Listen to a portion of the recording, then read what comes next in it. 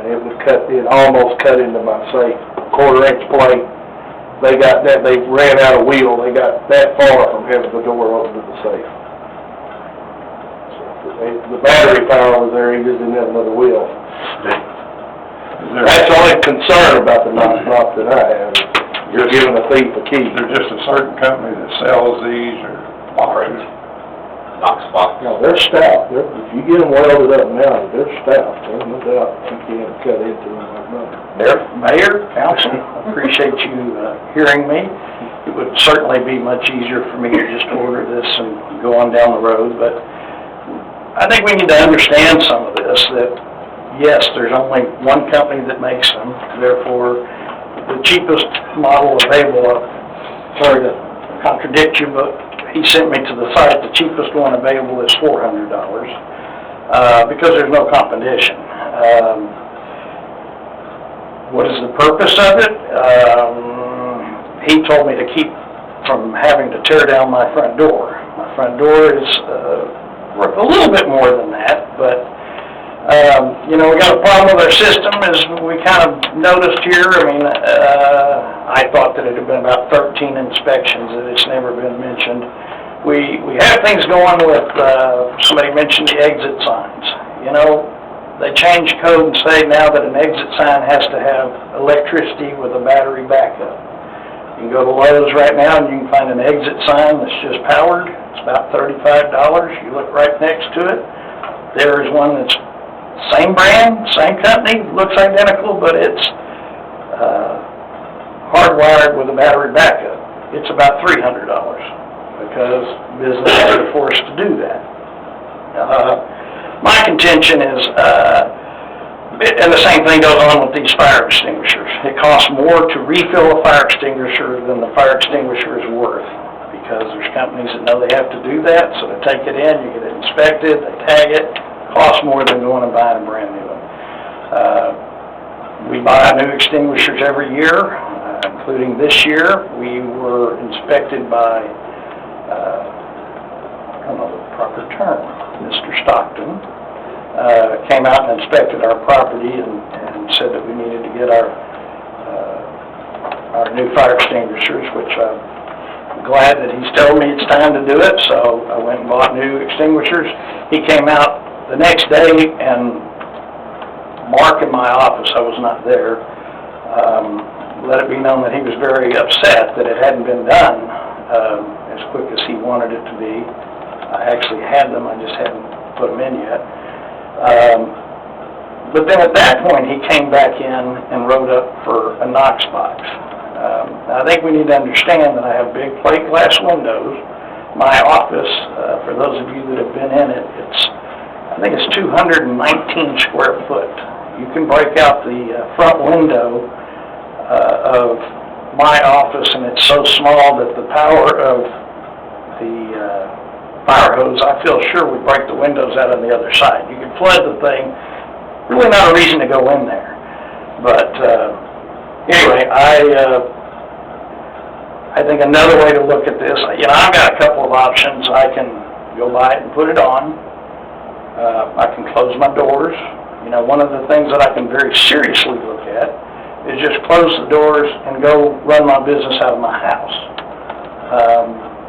And it's kind of the same thing, because we're wanting to protect my building. I'm assuming when I'm not home, all of your homes, the one that I can use is a residential unit. So why didn't the council pass something that says each and every one of you needs to put one of these on your front door?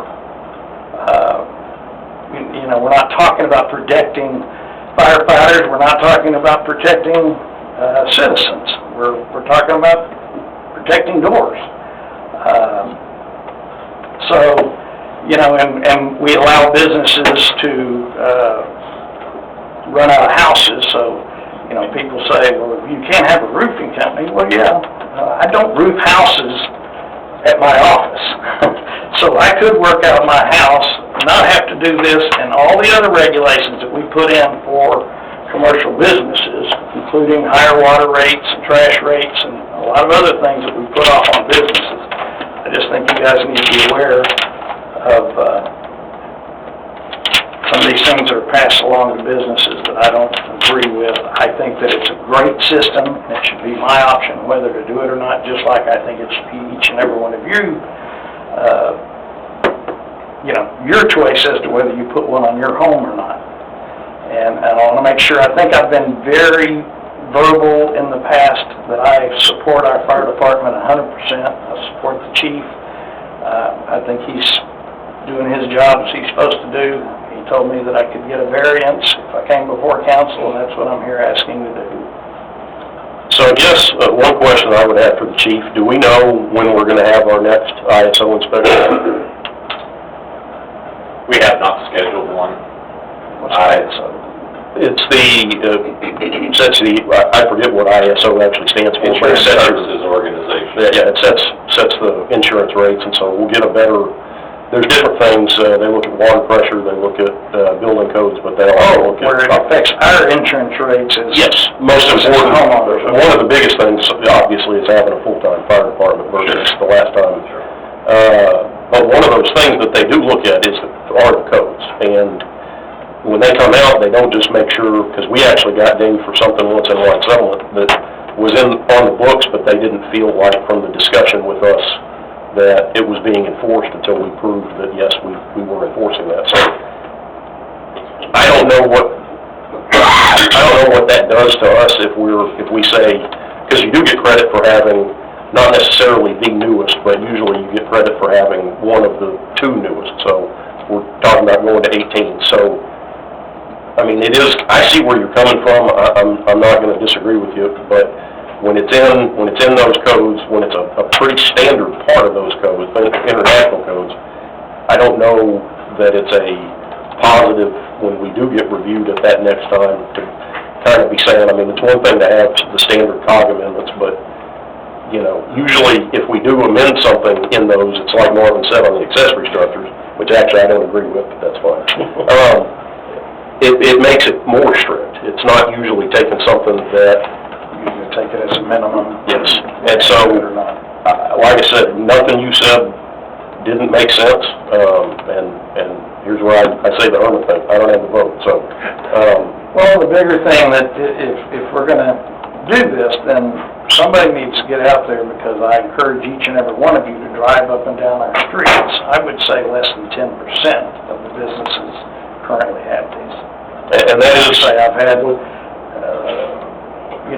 10 or so inspections, including my original certificate of occupancy, and, the term was thrown up, we have a good old boy system. Well, I can promise you, I was not one of the good old boys. If I am now, so be it. I've earned it. But I certainly wasn't when, the first 5 or 8 times that they inspected this property. Right. And from what the chief said, that doesn't look like it was something that slipped through the cracks. It looks like it was, and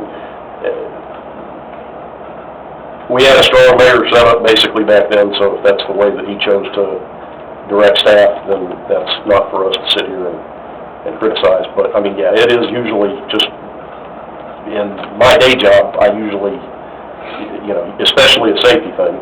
Now, I get where you're coming from, that it's more for the door, but if it's in the code, I have a lot of deference towards. Joe, there's no grandfather part of this? Not on something like that. Because, I got a 49 truck, I get it inspected just like I do my tracks, but it don't even have seat belts because it wasn't required in 49. Right, but since we do annual business inspections, so ideally you're doing them, I mean... Be grandfather till next year. Well, then, I think we should be fair with everybody. I agree with that. And I think you need to look at making this every citizen should on their homes. I think that's what...